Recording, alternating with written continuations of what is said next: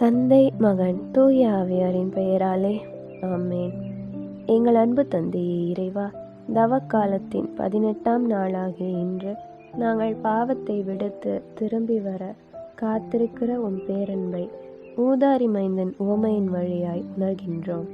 எங்களின் கடந்த காலம் குறித்து நீர் கவலைப்படுவதில்லை, மாறாக எங்கள் எதிர்காலத்தின் மீது நீர் அக்கறை கொண்டுள்ளீர்.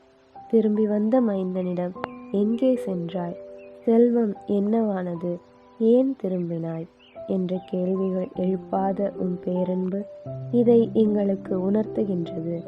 நீர் எங்களிடம் எதிர்பார்ப்பதெல்லாம் நாங்கள் திரும்பி வர வேண்டும் என்பதைத்தான். எனவே உம் அன்பை உணர்ந்து பாவம் களைந்து உம்மிடம் ஓடிவர எங்கள் ஆண்டவராகிய கிறிஸ்து வழியாக உம்மை மன்றாடுகின்றோம்.